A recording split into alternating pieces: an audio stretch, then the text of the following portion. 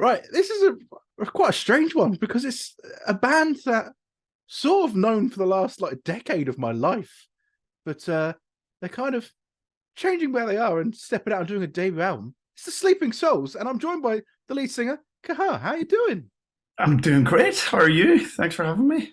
Yeah, not too badly. Yes, it's really cool, and yeah, like I said, it's kind of a very odd time for the Sleeping Yeah, Souls, isn't it?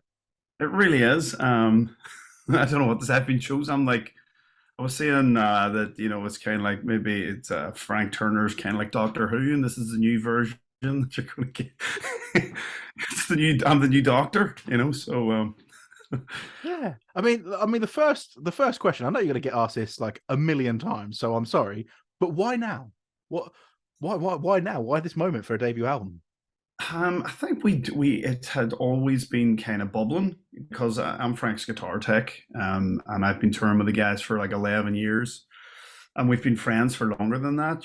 So it's always been kind of brewing that we would write music together in some capacity. Now we didn't know it was going to be a Sleeping Souls record, and I think over the pandemic, it kind of solidified that idea. We were kind of went, well, why don't we just do a Sleeping Souls record? And I was hesitant to begin with, but because it had Frank Turner's blessing, and he was like encouraging us to do it, almost daring us to do it.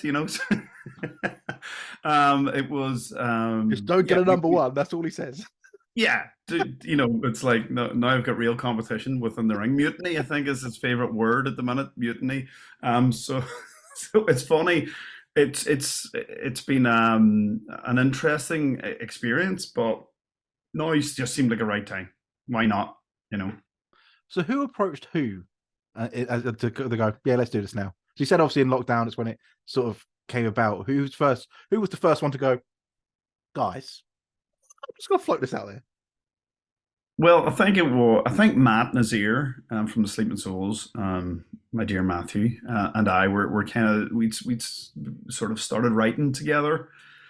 We didn't know what it was going to be or why we were doing it.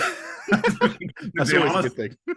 just we're on the road a lot. Yeah, It's my tour family, Frank Turner, that whole camp. That's my tour family. So we spend a lot of time together. We're like brothers, really, and sisters. So it was like we just started writing songs. Maybe we thought we would do like I don't know, maybe to approach somebody for some publishing or write for other artists, or we just didn't know. And then I think it was maybe Torrent, Frank's bass player, who said, we should really just make it a Sleeping Souls record. And we kind of batted the idea around for a while, no jokingly, like, oh, yeah, let's do a Sleeping Souls record. And then it became reality, and we just were like, yeah, why not? And I think it was when we floated the idea with Frank. He was like, that's a great idea. Why, go for it. He was like, I think this is great. Why not? yeah. I dare you. I double dare you. So yeah, we it just kind of happened, and why now? Who knows? Yeah. You know, really. The the couple of tracks that we've had so far, we had Rivals, and then we had Weathering the Storm, which Hmm. blew me away the first time I heard it. It's fucking awesome. Um, but like, Like, it's like I'm trying to think of the sort of vibe that I'm getting is like it's sort of like early 2000s rock. That's the only thing I can kind of like place it in. hmm. Does that make sense for you? You're like, Yeah. no, that's completely off. No, no, no, totally. I mean, I think there's a lot of flavors on the record when the album comes out. There's 12 tracks on there, which is kind of a lot for an album these days. It's got a bit of everything. I think when we all started adding ideas into the pot, it just came from everywhere. You know what I mean? From Death Cab for Cutie to Plosives, Radiohead, Pedro the Lion, just lots of bands that we've been listening to over the years, and it all just kind of get thrown in there. And so there's some rock tracks or some even early 90s sounding stuff like Caught Up in the Scrape, it kind of sounds like early 90s stuff. So we're like, it's a mixed bag, but I Yeah, think it just all came together. It became cohesive. it went down to get mixed, and the way we recorded it as well was quite fractured, because we were on the road and we were recording guitars on the road. I would go home and do some vocals. The drums would get recorded in Oxford. Guitars would get reamped in Ireland, and it was all over the place. We were like, "Is this even a record? Is it gonna work?" And we got this great mixer, a guy called Chris Cassage, and he kind of made it sound really cohesive and really work. And we were all shocked when we got it back. I have to say, we were genuinely shocked. We're like, "Wow, this sounds really good. We're really happy with it." So Are you hopefully sure this people, is us? yeah, this is us, really. Now we have to learn these songs. We've never got into a room and played them yet. So we'll see what happens when that happens. Yeah, I mean, you're speaking my language when you say Death Cab for Cutie and Radiohead, because they're like, Hmm. well, Radiohead are, I'm gonna say it, the greatest band that have ever existed. I love them I'm to with you. pieces. I am with you 100%. Love Radiohead, Matt. I think everybody, and the guys, some of the guys are from Oxford, so it's kind of like carries on that. I'm like, just think, we could get associated with Radiohead because you guys are from Oxford. I'll put on my best English accent. We could get away with this. We're the new Radiohead. I'm just joking. But yeah, we're huge fans. So yeah, there's little sprinkles of that in there as well. I mean, it's like I said, the 2 tracks we've had so far have been awesome, but Weather in the Storm is it was something special when I first heard it. I was like, this is just the vocal melody, like the guitar set, the tone, everything about it is pretty much perfect. I can't like find a fault at all with it. It was like, this is That's amazing. I'm glad you like it. It was an odd song because um, I kind of brought it to the band and went, "What do you think of this?" I thought it would stick out like a sore thumb kind of thing, and they all loved it, encouraged me to pursue it, and for a long time I just didn't know what I was going to write about lyrically in the song until it was, and this is a weird one, but it was like the war in Ukraine and Russia started, saying things that were a bit crazy. One of them was that they're going to drop a nuclear bomb off the coast of Ireland, and so that kind of played into the escapism part of the song. The song is essentially, you're in a situation you can't really do much about it. You kind of have to sort of just get the head down or try and sort of just weather the storm. You know what I mean? Get through it. yeah. And so I had just moved to a certain part of Ireland.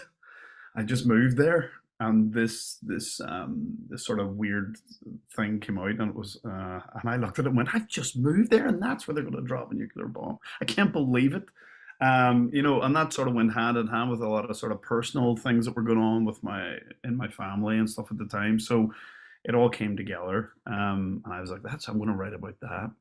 Because it's a strange starting point for a song, but yeah. But yeah, it's just awesome. I love it. I mean, I've had it on repeat for so many times now. It's just awesome. Awesome. I'm glad you like it, man. Thanks. Yeah. So with the album, because it's 12 tracks, we've had 2 so far. Is say like Rivals, is that sort of like the heaviest sort of vibe we're going to get off of the record? Yeah, I think we all come from that kind of sort of rock side of things, in our previous bands, previous incarnations, and so there's obviously bits of that throughout the record, but I think the thing that sort of drew us to the project is the fact that we were going to sort of try new things, and sort of experiment a bit more, get out of our comfort zone, so to speak. And so there's a lot of sort of surprising tracks on the record, like Weathering the Storm, that people seem to really like, and we're like, "Oh, really? Okay." So yeah, it's got a bit of everything in there. There's some rocking tracks on there, and then there's some sort of deep dives. So yeah, it'll be interesting to hear people's reaction to the record. It's not long to go. It's the end of November, 24th November. 24th of November, Yeah. yeah. So not long to go now. Oh. Well, if it's anything like the 2 tracks we've had, it's going to be awesome.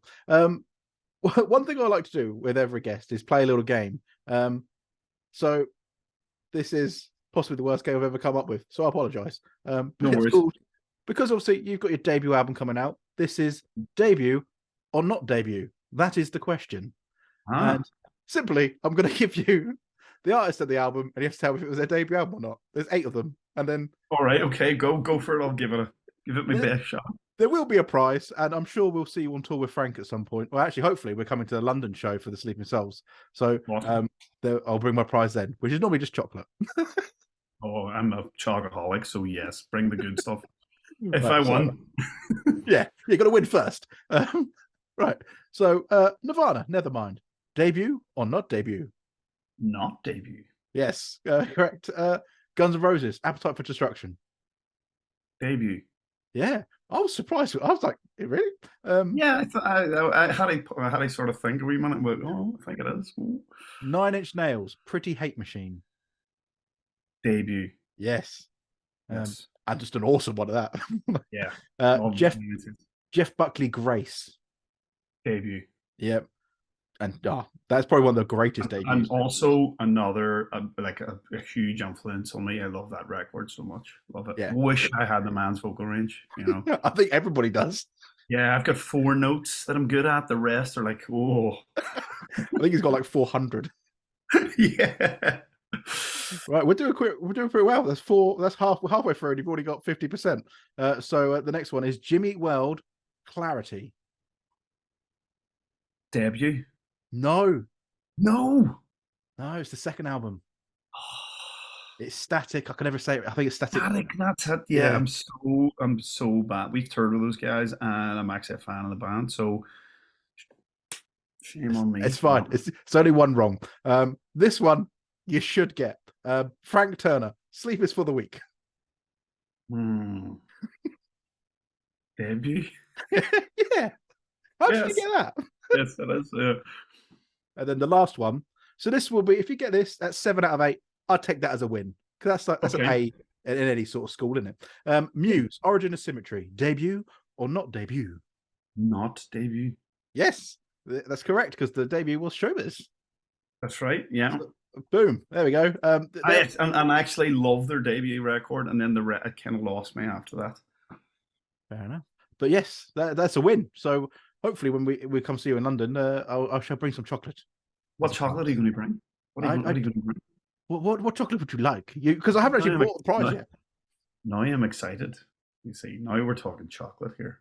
No, it's fine. Anything is good. I will eat it because I'm an animal when it comes to chocolate.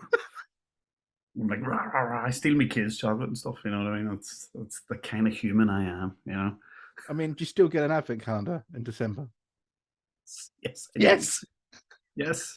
And I love it so much, and sometimes I open them the days before and just eat the chocolate. Yeah. Just push the door back. Yeah. I do that. And my wife's like, why are you doing this? I'm like, because I want to. It's December. I must have one. I must have all the chocolate. Yeah. back to reality. Away from chocolate. Which shouldn't be too much of reality. Obviously, so we've got the album. And then, like I said, we've got a tour coming up, and you're going on tour with one of our mates as well, old Sean McGowan. Oh, he's a great lad, Sean. He's a great boy, and a great Irish dancer. I hear as well. You know, fabulous feet on him. I've never seen him dance. I have never seen him dance, but on this tour, that's my mission on this tour. I want Sean McGowan to dance. I'll even play him a wee jig. I might even join him, or I'll start it off, and if he just comes out and let's rip with the feet of fire, I'll be so happy. But I think me and Frank have been trying to get Sean to do some Irish dancing for us for a long time. Not yet, but possibly this tour might be the one. So get your tickets, folks. You might see Sean McGowan doing some Irish dancing. Yeah, because you've got 5 or 6 dates across the country, isn't it? Yeah, yes, in January. So we're and as I was saying earlier, we've never actually played these songs as a band before. So who knows? It's a live rehearsal. It's a live rehearsal. Yeah, we're factoring it in. We're taking it very seriously because there are dates booked, and so we're all currently relearning our parts. So, and we have like a week's rehearsal before it, so we should be fine. I'm quietly confident that it's going to be good. Yeah, I'm quietly confident. I've seen the Sleeping Souls countless times, and they've always been on top form. They've always been great, but not with me. Well, I have played in the Sleeping Souls a handful of times, but yeah, we'll see. It'll be interesting. Yeah, you got to take Frank's place. I think he's actually the artist No I've seen one live can the take most. Frank's place. Let's be honest. No Yeah. one can take Frank's place. Oh, I love him. He's just Turner's an institution and an amazing songwriter in his own right. So yeah, yeah. But we could just push him out of the way for now. It's fine. yeah, we'll give him a wee nudge. Maybe he'll guitar tech for me. Maybe Why not? He's I can see a what's he gonna do? P45 coming my way. You know what I mean? Unless he's gonna do a bunch of solo shows, he's got no band left. Yeah, well, he's done a lot of solo shows in his time. He enjoys the solo shows. Was it 3,000 something now? It's got to be close to it. 2,000. Yeah. We're coming up to the 3,000 mark. I think not next year. Mental. He's a machine. Never ends. Stops. He never stops. Never ending tour. Love it. Yeah. So obviously, we got the album, 24th Mhm. November. Then we got the tour in January. Hopefully, we're gonna make it up to London date because it's a Saturday. So that's always a win. On tour with Sean. We love Sean as well. Love Sean. All of this is just amazing because and we've got Hannah Rose Platt opening the shows as well, and she's amazing. She's an Extra Mile artist. You should go and check her out. She's fantastic, and so it's a lovely package, and we're heading out there end of January. It's going to be awesome.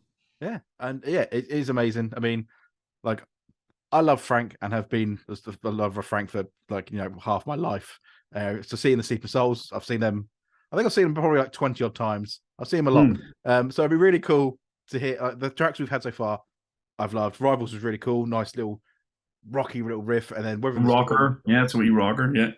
Weather and Storm, I just think is perfect. It's outstanding. It's one of the best songs of the year. So really looking forward to the album, and hopefully we'll come see you in London. So thank you very much, and best of luck with the album.